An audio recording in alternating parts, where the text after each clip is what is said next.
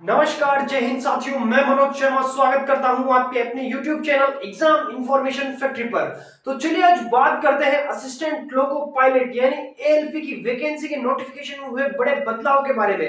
इसके साथ ही आज हम बात करने वाले हैं कि किस जोन में कितनी वैकेंसीज निकल कर आई है और आपको अपना फॉर्म किस जोन में भरना है ताकि आप आराम से सिलेक्शन अपना ले ले।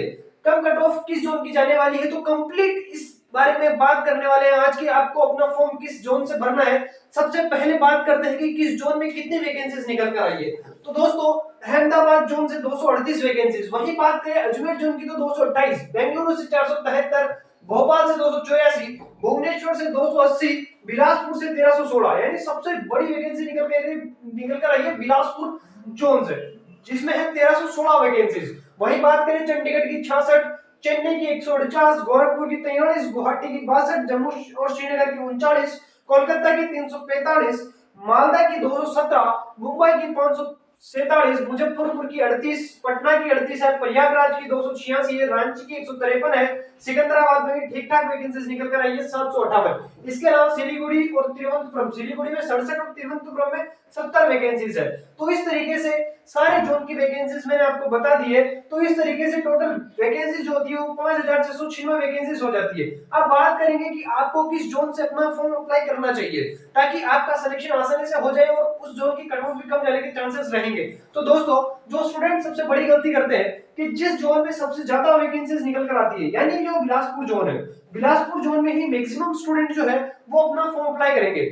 जब ज्यादा फॉर्म बिलासपुर जोन से अप्लाई हो जाएंगे तो हाई चांसेस रहेंगे कि बिलासपुर जोन की जो कट ऑफ है वो भी हाई कट ऑफ चली जाए। तो यही गलती जो मैक्सिमम स्टूडेंट्स करते हैं कि जिस जोन में सबसे ज्यादा वैकेंसीज निकल कर आती है उसी जोन में अपना फॉर्म अप्लाई करते हैं। लेकिन आपको ये गलती नहीं करनी है। तो करना क्या है, कौन से जोन से आपको अपना जो फॉर्म है वो अप्लाई करना है। तो दोस्तों, मेरे सजेशन में आपको उस जोन में अपने फॉर्म अप्लाई करना चाहिए जिस जोन में ना तो कम वैकेंसीज है और ना ही ज्यादा वैकेंसीज है, यानी जो मीडियम जो वैकेंसीज है उनमें आपका फॉर्म अप्लाई करना है। जैसे बेंगलुरु जोन हो गया, अजमेर जोन हो गया, अहमदाबाद जोन हो गया, वही मुंबई जोन हो गया 547 वैकेंसीज है। इसी तरीके से सिकंदराबाद जोन हो गया 758 वैकेंसीज है। तो इस तरीके से कोलकाता जोन हो गया 345 वैकेंसीज है। तो इस तरीके से वो जोन जिन्हें ना तो ज्यादा वैकेंसीज है और वो जोन जिनमें ना ही कम वैकेंसीज है, मान लीजिए पटना जोन है तो इसमें काफी कम वैकेंसीज है, तो इसमें आपको नहीं भरना है अपना फॉर्म। मुजफ्फरपुर जोन है तो उसमें 38 वैकेंसीज है, इसमें भी आपको अपना फॉर्म अप्लाई नहीं करना है। आपको अप्लाई करना है जिसमें ना ज्यादा वैकेंसीज है और ना ही कम वैकेंसीज है, तो आपके सिलेक्शन के चांसेस काफी ज्यादा बढ़ जाएंगे। तो इस तरीके से मैंने आपको ये इन्फॉर्मेशन दी कि आपको कौन से जोन में अपना फॉर्म अप्लाई करना है। इसके साथ ही बात करते हैं कि जो नोटिफिकेशन निकल कर आया था उसमें आपको क्या क्या चेंजेस देखने को मिले थे, क्योंकि उसमें सब्जेक्ट में भी आपका चेंज हो गया था। जो सीबीटी 2 का जो सब्जेक्ट है उसमें भी आपको चेंजेस देखने को मिले थे, तो उसके बारे में बात करते हैं। इसके अलावा अगर बात करें अपन की सबसे पहली चीज तो कि फॉर्म कब से अप्लाई हो रहे हैं इसके लिए, तो फॉर्म दोस्तों 20 जनवरी से 19 फरवरी तक आपके फॉर्म अप्लाई होंगे, यानी 19 फरवरी आपकी फॉर्म अप्लाई करने की लास्ट डेट है। अगर आप जनरल, ओबीसी और ईडब्ल्यूएस कैंडिडेट्स की फॉर्म फीस की बात करें तो 500 रुपए फॉर्म फीस है, लेकिन इसके साथ साथ ये 500 रुपए आपके वापस रिफंड हो जाएंगे, 400 रुपए आपके वापस रिफंड हो जाएंगे। कब होंगे 400 रुपए वापस रिफंड, जब आप अपना सीबीटी 1 का एग्जाम दे दोगे, यानी जिन जिन स्टूडेंट्स ने, जिन जिन कैंडिडेट्स ने अपना सीबीटी 1 का एग्जाम दे दिया होगा उनके अकाउंट में 400 रुपए वापस से रिफंड हो जाएंगे। इसी तरीके से एससी, एसटी, पीएच और फीमेल कैटेगरी के कैंडिडेट्स के लिए फीस जो है वो 250 रुपए रखी गई है।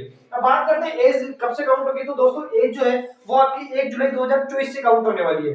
वहीं आपकी एज जो है इसके लिए 18 से 30 साल मांगी गई है और ओबीसी कैंडिडेट्स को 3 साल की छूट, वहीं एससी और एसटी कैंडिडेट्स को 5 साल की छूट इसमें आपको देखने को मिलेगी।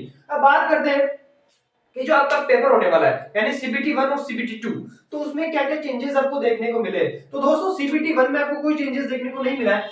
जिस तरीके से पैटर्न पिछली बार फॉलो किया गया था सीबीटी 1 में, उसी तरीके का पैटर्न इस बार भी आपका फॉलो किया जाएगा, यानी कि आपके 75 क्वेश्चंस आपको सीबीटी 1 में देखने को मिलेंगे, जिसके लिए आपको 60 क्वेश्चन का टाइम दिया हुआ होगा, जिनमें आपके क्वेश्चंस आएंगे रीजनिंग से 20 क्वेश्चंस, मैथ से आपके 20 क्वेश्चंस आने हैं, साइंस से आपके 25 क्वेश्चंस आने हैं, वहीं जनरल अवेयरनेस यानी जीएस से आपके 10 क्वेश्चंस आपके सीबीटी 1 में आने हैं। और सीबीटी 1 जो है वो क्वालिफाइंग नेचर का होगा, यानी जब आप सीबीटी 1 को आप क्वालिफाई कर लेते हो तो आप सीबीटी 2 में पहुंच जाओगे। और सीबीटी 2 को जो है वो दो पार्ट्स में डिवाइड किया गया है, यानी कि पार्ट ए और पार्ट बी।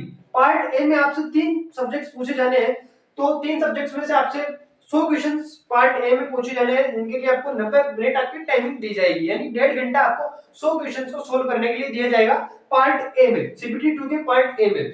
तो इस तरीके से आपको मैथ से 25 क्वेश्चंस, रीजनिंग से आपके 25 क्वेश्चंस और साइंस और इंजीनियरिंग से आपके 50 क्वेश्चंस आपको देखने को मिलेंगे।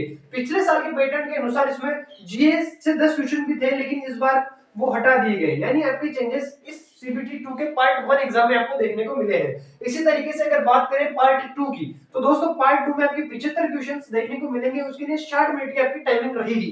तो सीबीटी 2 के पार्ट 2 एग्जाम में आपका ट्रेड टेस्ट होगा, यानी आपने जिस भी फील्ड से आपने अपना आईटीआई कंप्लीट किया है, तो उस फील्ड से आपका ट्रेड टेस्ट होगा।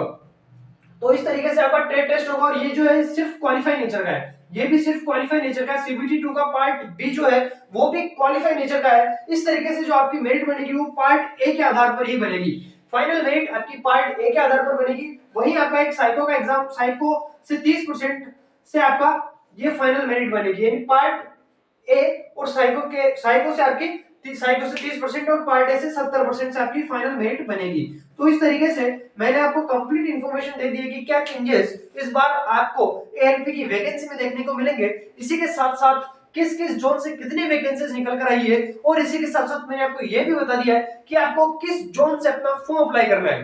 तो इस तरीके से ये आज हमारी इंफॉर्मेशन रही एएलपी की वैकेंसी के बारे में। तो दोस्तों उम्मीद करता हूं कि आपको हमारा ये वीडियो पसंद आया होगा। इसी तरीके की लेटेस्ट वैकेंसीज की जानकारी देखने के लिए आप हमारे चैनल को सब्सक्राइब करें। जय हिंद, धन्यवाद दोस्तों।